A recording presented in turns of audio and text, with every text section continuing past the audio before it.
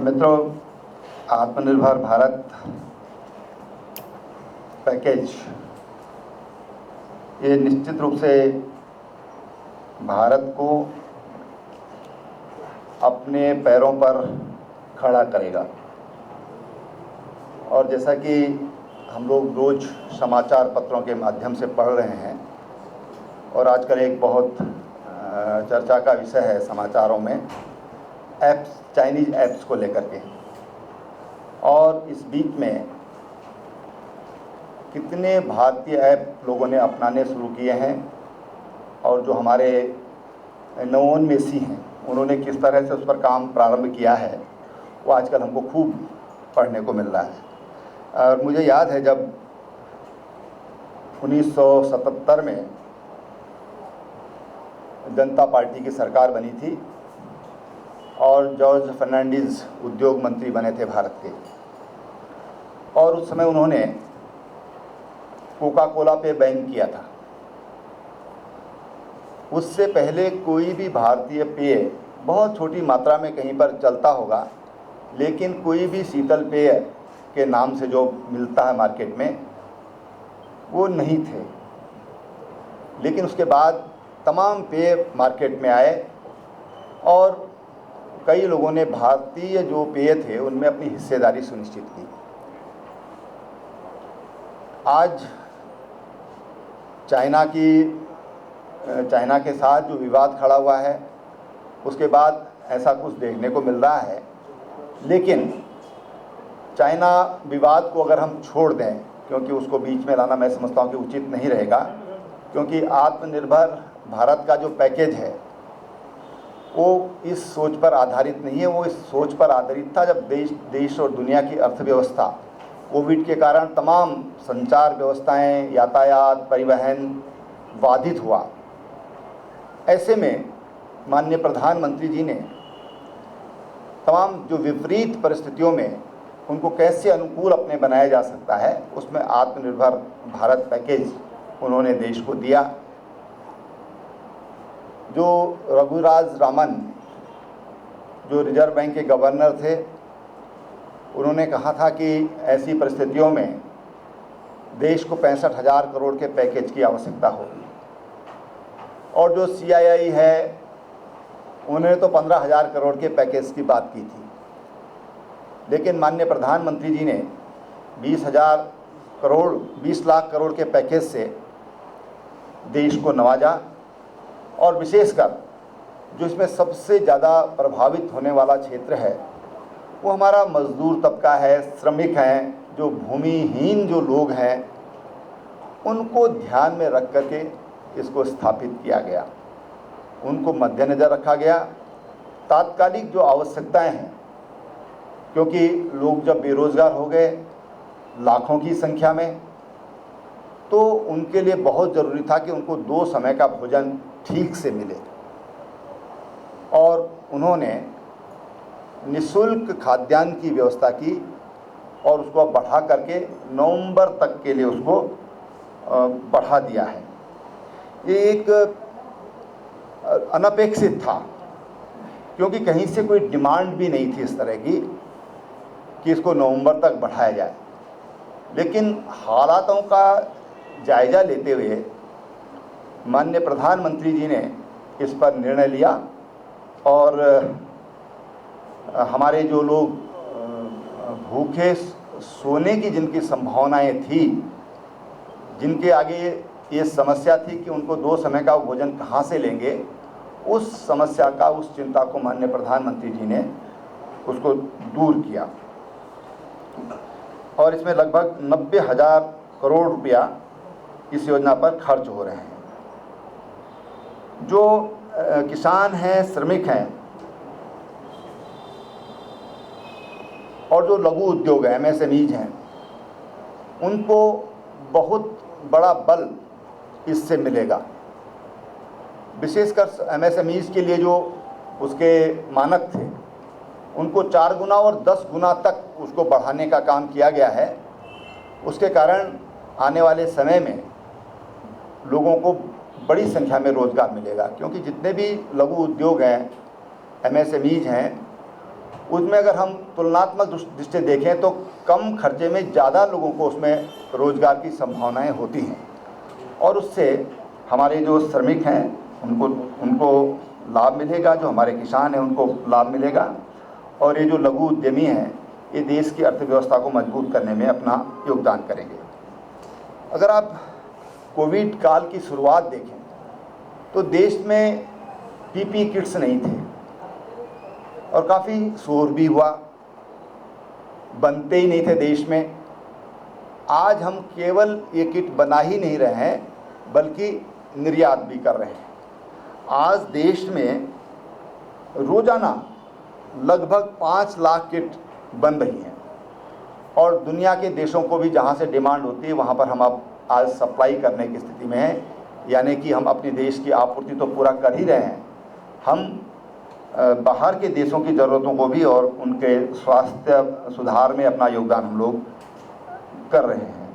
इसी तरह से N95 था, N95 भी यहाँ पर नहीं बनता था, तो आज N95 इतनी पर्याप्त मात्रा में बन रहा है कि हम देश की ज़रूरत तो पूरा कर रहे हैं, बाहर के को भी हम आज निर्यात कर रहे हैं। जो MSME सेक्टर है उसको जो मानक तो बदले ही हैं, 25 लाख का 1 करोड़ कर दिया, 1 करोड़ का 5 कर दिया, 5 का 25 कर दिया, ये तो किया ही है। लेकिन इस सेक्टर में जो सबसे बड़ा काम हुआ है वो 4 साल तक बिना गारंटी के वो लोन ले सकते हैं, बिना गारंटी के। ये एक बहुत बड़ी गिफ्ट है जो हमारे लघु उद्यमी हैं उनके लिए।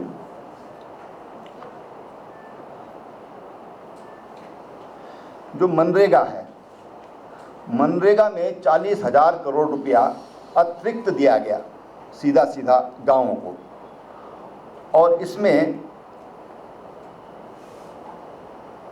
अगर हम उत्तराखंड के परिप्रेक्ष्य में देखें, इसमें हमारे पास अभी तक 36,000 नए लोगों को रोज़गार सृजित हुआ, यानी कि नए लोग रजिस्टर हुए हैं इसमें। ये उत्तराखंड की जॉब कार्ड जो इतने जारी हुए हैं उत्तराखंड के परिप्रेक्ष्य में अगर हम देखें तो जो कर्मचारी हैं उनके पीएफ का 3 महीने का भुगतान ये सरकार कर रही है। कई बार ये चीज़ ध्यान में नहीं आती, हमारा कर्मचारी वर्ग भी कई बार सवाल उठाता है, तो इसमें 3 माह तक का जो पीएफ का जो भुगतान है उसको भी सरकार उसका भुगतान कर रही है। जो स्वास्थ्य का क्षेत्र है, अगर मैं ये समझता हूँ कि बहुत बड़ा सुधार हुआ है देश के अंदर, तो वो हमारी स्वास्थ्य व्यवस्थाओं को लेकर के है, उसके ढांचागत विकास को लेकर के है। देश में 1 लाख के करीब, 1 लाख से भी कम वेंटिलेटर थे। आज देश में पर्याप्त मात्रा में वेंटिलेटर हैं, और यही नहीं, हमारे जो स्टार्टअप हैं, हमारे जो IITs हैं, हमारे जो डिफेंस की जो लैब्स हैं, उन्होंने आज इतने सस्ते वेंटिलेटर तैयार कर दिए हैं कि जो आसानी से जिसको ख़रीदा जा सकता है, जिन पे लाखों रुपया लगता था, जो हज़ारों रुपए में उसको ख़रीदा जा सकता है और पर्याप्त मात्रा में आज उपलब्ध हो रहे हैं। जो शुरुआती दौर में बहुत बड़ा संकट था, जब हमने डिमांड भेजी थी तो ये होता था कि भाई बाहर से आएंगे तो हम भेज देंगे। आज हमारे पास उत्तराखंड के परिप्रेक्ष्य में मैं देखूं तो हमारे पास पर्याप्त मात्रा में वेंटिलेटर हैं। एक बार मैंने ये बात मीडिया के सामने कही भी थी कि हमारी ये तैयारी है। आज अगर हम ये तैयारी कर पा रहे हैं तो इसलिए तैयारी कर पा रहे हैं कि भारत सरकार ने जो अवस्थापना सुविधाओं के लिए स्वास्थ्य के क्षेत्र में जो धन उपलब्ध कराया है, उसी का परिणाम है कि आज ये ढांचा हमारा मजबूत हुआ है। 80 करोड़ लोगों को PM गरीब कल्याण अन्न योजना का फ़ायदा मिला है। 80 करोड़ लोगों को। दुनिया के कई देशों की आबादी मिलाकर इतनी नहीं होगी जितना इस गरीब कल्याण योजना के अंदर ये अन्न योजना का उनको लाभ दिया गया है, जिसमें 5 किलो चावल या गेहूं और 1 किलो दाल ये मुफ्त में दी जा रही है। पीएम गरीब कल्याण योजना के तहत बुजुर्गों को और महिलाओं को 3 माह का एडवांस पेंशन, किसान सम्मान निधि का एडवांस भुगतान, उज्ज्वला लाभार्थियों को मुफ्त गैस सिलेंडर वितरण तथा जन धन खातों में पैसा डाला गया। इस योजना पर 64,500 करोड़ रुपया खर्च हुआ है। 64,500 करोड़ रुपया इस योजना पर पूरे देश में खर्चा हुआ है। 6 राज्यों के 116 जिलों में प्रवासियों को 125 दिन का त्वरित रोजगार उपलब्ध कराने के लिए पीएम गरीब कल्याण योजना शुरू की गई। किसानों के कल्याण के लिए मैंने आपको बातें बताई। इसमें जो बुनियादी चीज़ों पर जो सुधार के लिए 1 लाख करोड़ का एग्री इंफ्रा फंड बनाया गया है, 1 लाख करोड़ रुपए का। इससे जो हमारे जो इस देश का सबसे रोज़गार देने वाला जो क्षेत्र है और जिसमें आज भी देश की 65% 75% बोलते हैं 65 प्लस जो आबादी है जो उस पर निर्भर है, उन लोगों को इससे तमाम जो इंफ्रास्ट्रक्चर है उसके लिए जो बुनियादी जो सुविधाएं हैं वो हमारे किसानों को मिलेगी। और इसी के तहत जो न्यूनतम समर्थन मूल्य जो वर्षों से डिमांड हो रही थी उसको 1.5 गुना बढ़ोतरी उसमें की गई है। मत्स्य पालन और पशुपालन इस पर विशेष जोर दिया गया है। और मैं समझता हूं कि ये माननीय प्रधानमंत्री जी ने जो माननीय मंत्रीगणों के द्वारा जो सुझाव दिए गए थे कि सबसे पहली प्राथमिकता हमारा किसान होना चाहिए, क्योंकि महामारी है, तमाम तरह की विकृतियां आ सकती हैं, तमाम तरह की दिक्कतें आ सकती हैं, तमाम तरह के दुष्प्रभाव महामारी के हो सकते हैं। और ऐसे में बहुत ज़रूरी है कि लोगों को कम से कम खाद्यान्न की कमी नहीं होना चाहिए। और खाद्यान्न की कमी से अगर हम निजात पाना चाहते हैं तो उसके लिए बहुत ज़रूरी है कि हमारा किसान उसको बल दिया जाए। और ये जो 1 लाख करोड़ का जो एग्री इंफ्रा फंड डेवलप किया गया है, मैं समझता हूँ कि ये हमारा किसान इसका लाभ लेगा। और हम अपने देश को नहीं बल्कि हम दुनिया के कुछ देशों को भी खाद्यान्न की सप्लाई कर सकते हैं डिमांड होने पर। कई देशों ने बीच में डिमांड किया था, उनको भेजा भी गया है। तो इससे हमारा भारत का जो किसान है और जो उसका किसानों के लिए जो उसका बुनियादी ढांचा मजबूत होना बहुत ज़रूरी है, वो इससे और मजबूत होगा। अभी 41 निजी कोल ब्लॉक्स उसकी नीलामी शुरू हुई है। और रक्षा क्षेत्र में मेक इन इंडिया को बूस्ट किया जा रहा है। और पीपीई मोड पर जो एयरपोर्ट हैं हमारे और उनमें जो इंफ्रास्ट्रक्चर है उसको विकसित किया जा रहा है। तो मैं समझता हूँ कि जो देश के स्तर पर और वैश्विक स्तर पर, क्योंकि दुनिया बहुत करीब आई है तमाम सुविधाओं की वजह से,